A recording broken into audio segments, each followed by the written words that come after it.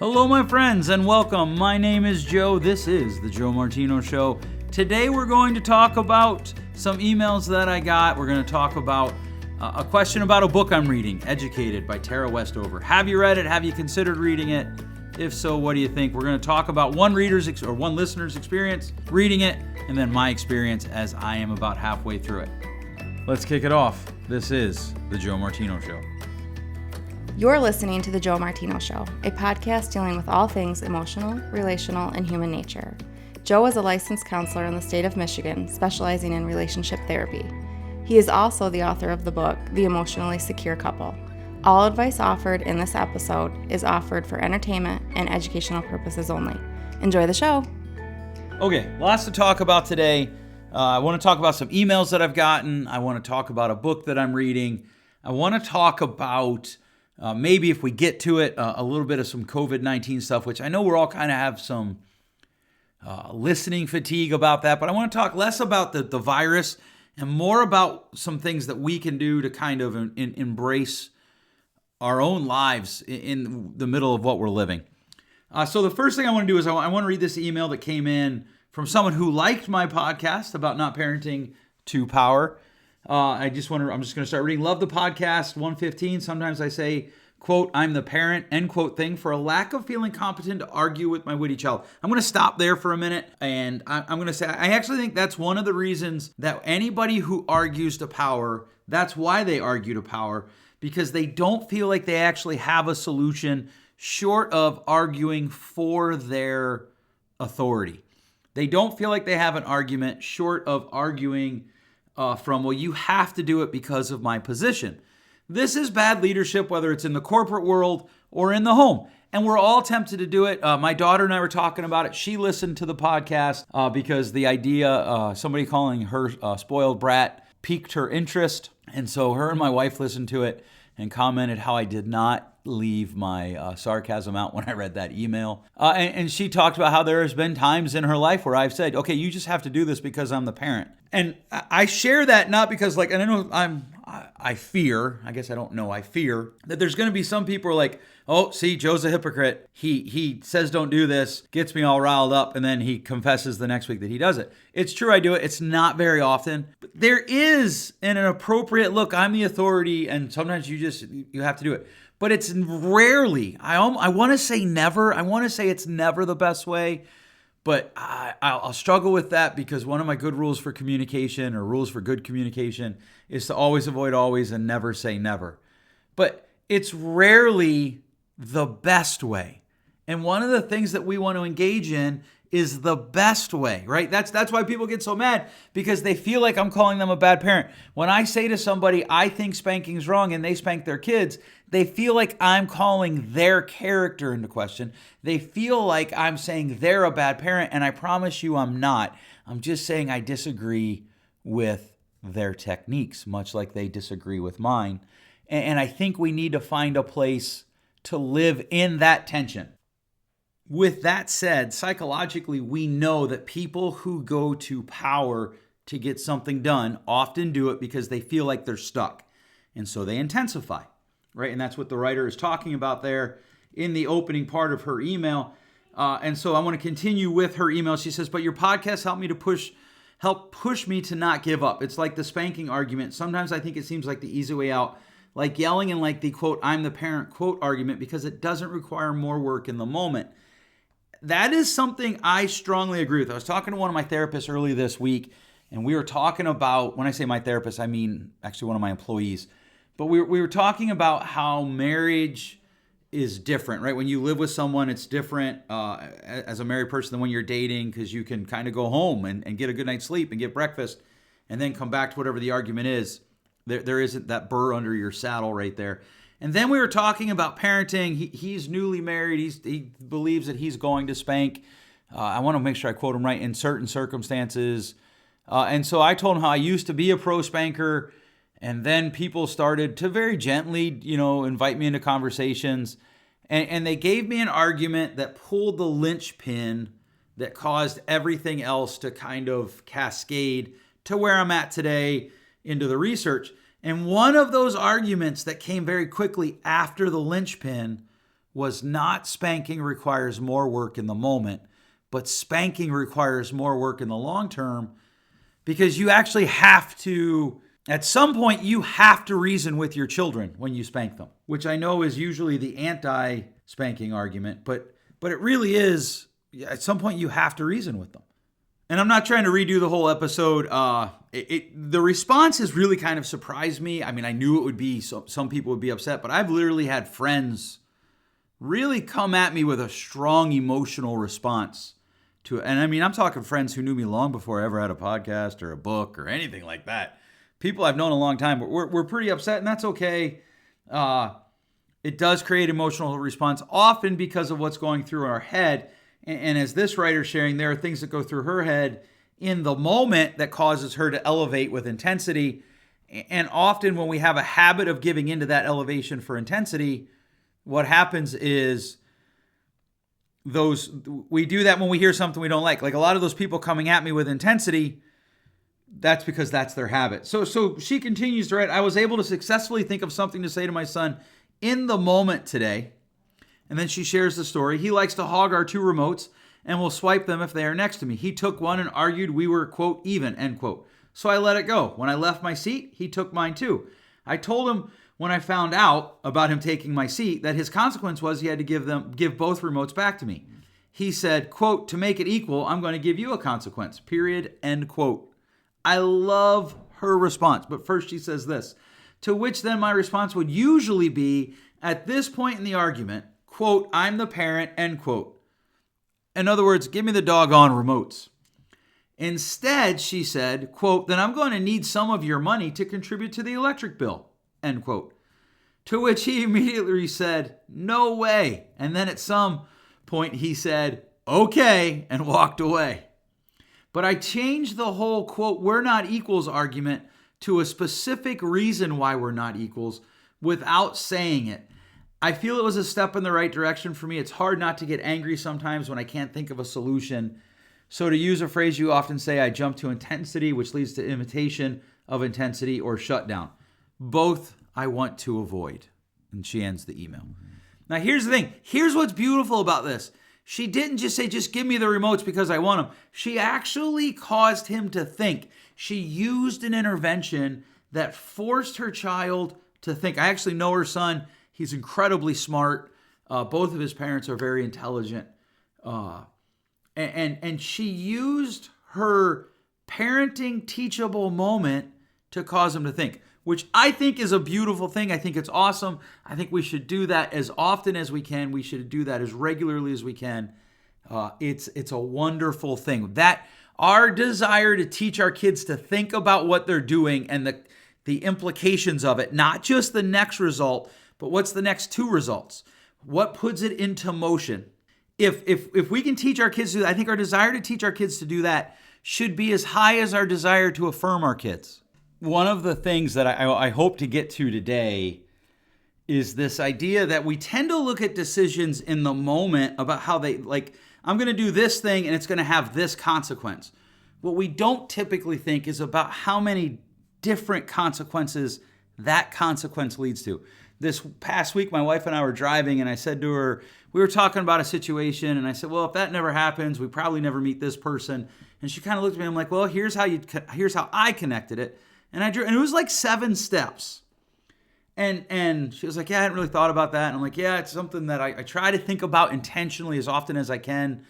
What's going on in my life today that is the result of 6, 7, 14, 28 steps. Consequences, where consequences, one decision led to all these other steps. And one of the ways that I think about that is in parenting. Am I teaching my children to think about the multiple impacts, the multiple consequences that their decision that they're contemplating will have on their life? Where you go to college, like these are the obvious ones, right? Where you go to college, who you marry, how many kids you're going to have. Where are you going to live? I was driving through Grand Rapids yesterday, and I realized how much of a non-city person I am. And if you love the city, I theoretically get it. Like, I'm not knocking you, because to me, there was a time in my life where the only thing I wanted to do was move to the city. And now yesterday I had to drive downtown. Where I get my hair cut is downtown. And I was trying to find a coffee shop where I could sit down and do some work. I do my best writing at a third place, if you've heard that term. And I couldn't find any, and I'm going down these side streets and I'm here and there. And the realization hit me, I'm not a city person. I don't mind visiting it. I don't mind going once in a while. But I prefer rural. I prefer country. And that's a series of steps that have led me to that place in my life. And so what I love about this email is she still held a boundary. She still talked to the kid. She still corrected him and trained him. Notice I avoided the word punishment, but she trained him, and she did it by causing him to think about what he was saying means. And one of the things that happens all the time, in fact, just yesterday in session, a client went on and talked to me for about 12 minutes about how he was feeling. And I said, awesome. So what? And I don't mean so what, like, and if you're a longtime listener, you know I don't mean so what, like, I don't know, so what? I meant so what? Like, okay, so what does that mean? So you feel that way. Here's a question I regularly ask my clients, myself, my family, sometimes my friends. Okay, so you feel that way, but how much weight do you give to your feelings? How much weight do your feelings get to drive your life? And that starts, one of the things that we've done is in order to teach children to honor their feelings, we've not taught them to measure their feelings. And she did that there, and I love it. Okay, let's talk about another email that I got. And this one is a bit of a subject change, but I'm going to go ahead and read it. Dear Joe, I've noticed that you are reading the book Educated. I'm a little uncertain how this person knows I'm reading it, but it is true. I am reading it. So, Dear Joe, I noticed that you were reading the book Educated, and I wanted to know what you thought about it.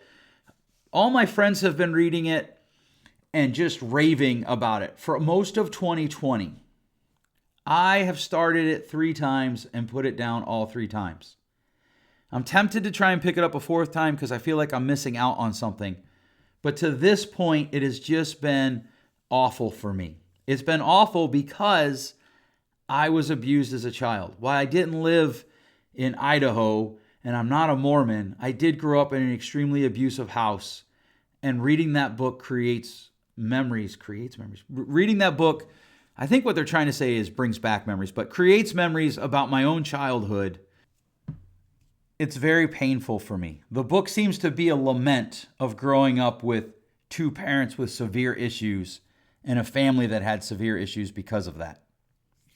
My parents were actually preppers at Y2K. There's just so much anger in me. When I read the book, I feel the pain. What are your thoughts? Should I read the book? This is the part that always interests me. Sometimes when people ask these questions. What are your thoughts? Should I read the book? And what do you think of the book? Okay, so I can't tell you whether or not you should read the book. If it's very painful for you, if it's bringing up emotions and pains that you need to process and you're not able to process, it doesn't sound like it would be wise to me for you to read the book. With that said, I get what you're saying. I've read the book, or I'm reading the book. I'm about halfway through. I actually texted a friend of mine who read it and actually commented somewhere where she saw that I was reading, I think on Goodreads or Facebook, and she said good book or something along the lines of good read. And I texted her and I was like, hey, tell me this book gets uplifting at some point, because right now it just feels like I am in a long session. I don't know what I think of the book. I'll be really honest. I'm not done with it. I don't know what I think of the book. I agree. I've had a lot of friends rave about it. I even had a therapist friend rave about it. It just, I don't need to read that book to know people like that exist. And I know the author is kind of the hero of the story because she's the author. And not that she's, trying to cast herself as a hero. When I say hero of the story, I mean in a literature-like term. She's the hero of the story, and it's from her perspective. And she, to this point, I just got to where she's at college, and she's endured crazy things. I can't help but think about, well, what about her parents? What did her dad go through? Was he bipolar? She suggests that he is. Was he a paranoid schizophrenic? She suggests also that he could be that. Her mother, does she just have PTSD, which is not just, right? Does she have PTSD? And that's why she goes along with the father's schemes and some of his behaviors that are just completely out of bounds. Does she also have a mental illness that is causing her to do that is leading her down that path? I don't know. I do know the books have been very difficult for me to read, so I'm with you there. I'm actually working on a book about the story in our head, and I was talking to someone about Educated who didn't read it, DNF'd it. That means did not finish. And he said to me, and I'm going to try and quote this. I wrote down notes. I wrote down what he said so that I could share it in this episode with his permission. He said, I have some very distinct memories of my dad. His dad's passed. And he said, one of them is him standing at my baseball games, and he played baseball and soccer, at my baseball and soccer games, cheering for me as best he could. And he did a body motion where his dad would cross one hand over his right hand. He'd put it into his left bicep and then fold his left arm up on it. And then he would rest his left hand on his chin while he was standing. And when he was in deep concentration, he would do that. And he said, I remember a lot of times looking over, and my dad didn't get to play sports as a kid, wasn't allowed to watch them. And so he was trying to cheer for me in a way he didn't understand sports. And he said, and I remember those moments clearly. He said, unfortunately, I also remember moments where my dad would just beat me. One time, I broke a dish in the kitchen. He said, what he actually said to me is, I think I broke a dish in the kitchen. I don't remember for sure. He said, my dad got so mad, and he grabbed my shoulder and drove his thumb into, there's a nerve just above your clavicle. He said, just trying to take me down to my knees, and he would get real close to your face, and he'd have bad breath, and his eyes would go back and forth looking in your eyes. And then out of nowhere, he swung a punch, and I ducked, and his hand hit the wall and broke the wall, and I got in trouble because the wall was broke. He said, so when I read Uneducated, I brought up, a lot of those memories were brought up. Here's the thing that I want you to consider, reader or a person who wrote into me and listener. You're living amongst abused people more than you ever think. I don't care where you live. I don't care what you do. If you know more than 4 people, the majority of the people you know are abused in some way or some fashion. And people are like, oh, that's not true. It is true. There are more, and we're producing more and more. And if we expand out what we're talking about to sexual abuse, emotional abuse, the numbers skyrocket. But you're living near, interacting with people who are physically abused on a regular basis. I have so many stories from people who lived in, quote, normal society and always felt like an outsider, felt like an outcast, felt like they didn't belong because they were abused. And they walked in. I know one guy who worked at a grocery store, and he said, I remember the first time my boss got mad at me and started yelling, I thought he was going to hit me. Because that's what happened at home. They would just start throwing haymakers or open-handed smacks. Or one guy told me about how his mom would grab him by the neck and drive her thumb into her throat.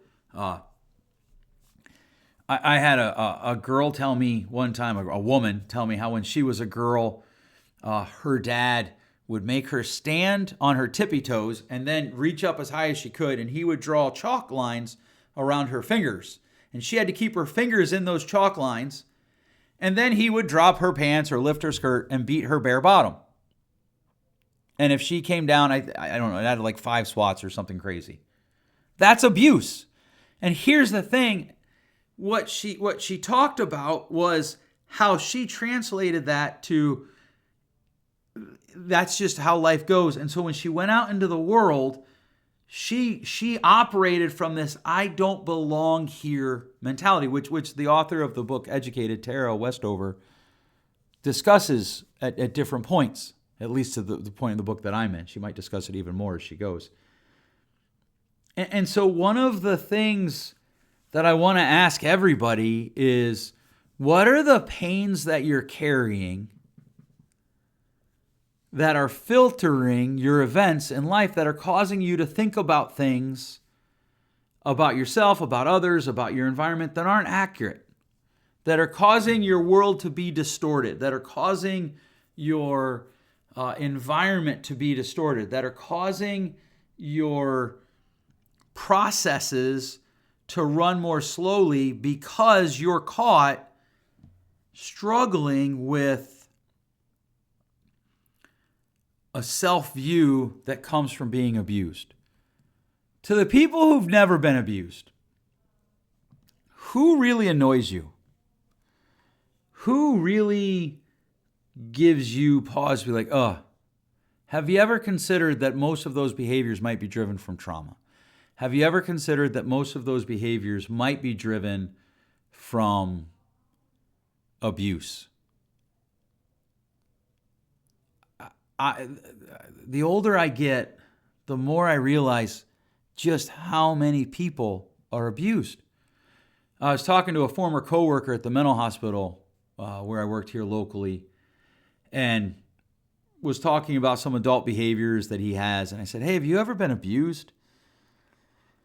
And he got real quiet and he said, yeah, actually I was. Why? And I said, I have a feeling that probably most of the people we work with at the hospital were abused somewhere in their past. And that creates a filter that they want to help people. But one of the things that struck me, and again, I'm only about halfway through the book, but again, Westover talks about how when she got to college and she got her roommates, they looked at her with disdain. Now, here's the thing. They may have or they may not have. She's actually pretty cognizant about this. She talks about how she's not sure if they actually did, or, when different things happened, she's not sure, is this actually what happened, or is it how I remember it, or is it how I filtered it? And so that's really good self-awareness on her part. But I got to tell you, probably a lot of the times when she was like, especially with the roommates, they probably did look at her with disdain. Because one of the things that happens is abused people, survival becomes the norm for them. So they're just trying to survive. She talks about how she didn't take a shower but once or twice a week, and she didn't wash her hands because her dad, who obviously had some mental problems, didn't believe in washing hands. So when she goes to college, she stinks. Her room stinks. When she had a boyfriend come over to the house where she grew up, the house stank because things were rotting and they were prepping for the end of the world. I don't know. I've got to be honest. I've thought about not continuing to read the book because it is discouraging to read, and I'm not sure. I don't need to be aware that there are people that are suffering that, because I know it because I sit with them weekly. I think that is a value to the book, to the person who wrote in. I would say it doesn't sound like you need to be aware of that. It sounds like you know that you're aware of that. I would suggest this. If you get to the end of the book, and when I texted my friend, she told me that it gets more uplifting as she starts to talk about how she overcame the things.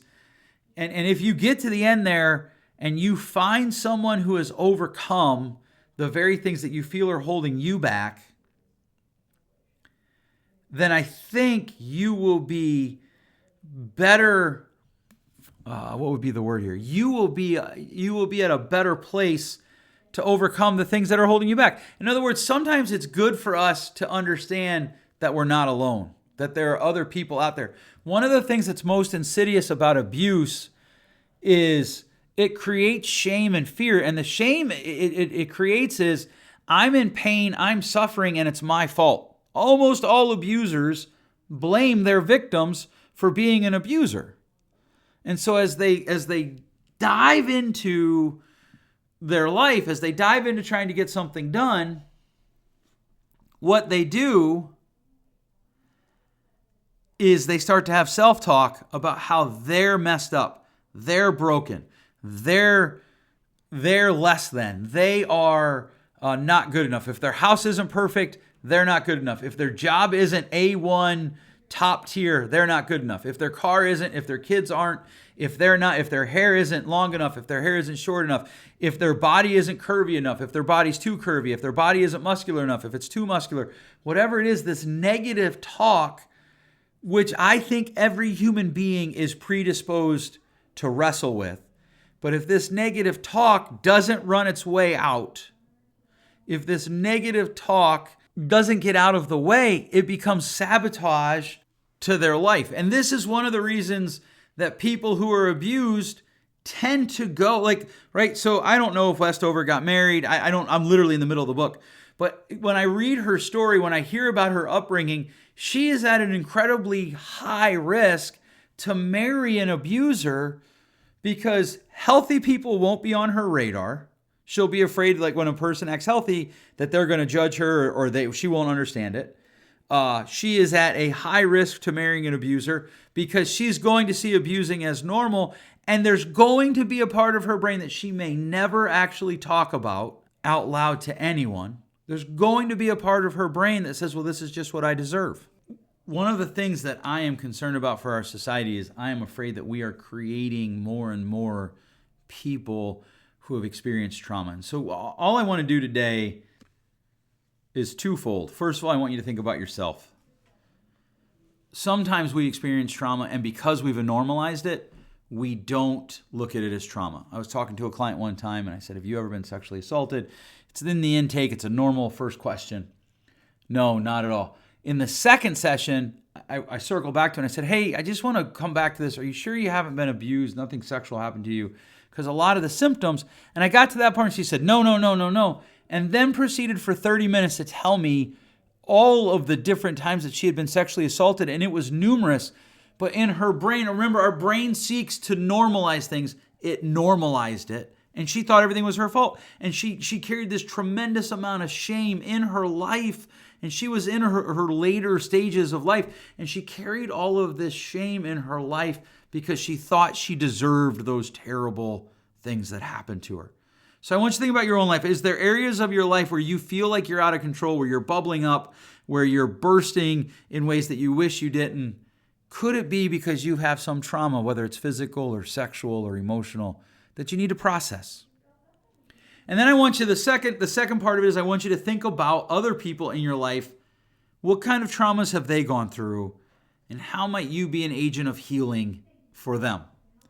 I want to tell you, if you're trying to be an agent of healing in order to heal your own traumas, that won't work.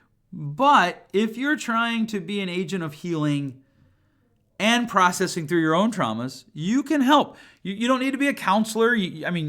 Plenty of counselors are agents of healing. Some actually aren't because they have to work through their own stuff, probably. But you don't have to be a counselor. You don't have to be a mental health professional. But you can be an agent of healing by being a good friend, by engaging people. One of the things that I just think we need to step back and brutally look at is most of the behaviors that drive us nuts. Certainly there's plenty that are because of selfishness and that type of thing, but most of them are probably related to trauma. And I think Westover's book does a good job exposing that in the normal run of life. I don't even know who she is. I don't know why she got a publishing contract.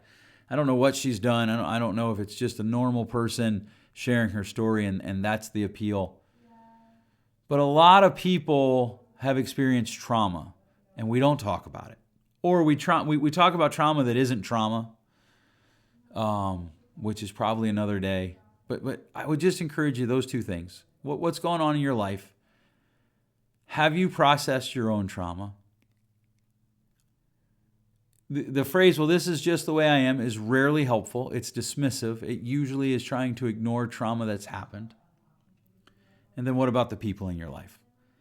All right, I want to thank you so much for listening. I want to thank you for the emails. If you haven't read the book, it's called Educated by Tara Westover, I believe is her last name. I'm actually listening to it on audio. It is a very difficult book to read, and I'm not necessarily recommending it, nor am I not recommending it. I'm just telling you that I'm reading it, and it was the book that was in the email that was sent in to me. I do want to let you know we do have a lot of exciting things happening here locally. We are planning on doing we've talked about this in the past, and I think we've finally found an iteration that will work. We're going to launch 2 potential boot camps for couples. One will be just one couple for a weekend. The other one would be up to 4 couples. You do get a lot of one-on-one and a lot of group therapy with my wife and I. We're going to roll that out. I'm still working on the men's mentoring. I've gotten quite a few emails about that, quite a few shout outs about that. So we're still working on that. The second edition of the book should be coming out soon. We're just waiting on one thing to get done, and then we will release that. And the new book has a new release date of sometime next spring. COVID has not been friendly to my writing. All right, thanks so much for listening. We'll catch you next time. Thanks for listening. If you enjoyed today's show, please share with a friend. And hey, give us that rating in your podcast store. Until next time, change possible.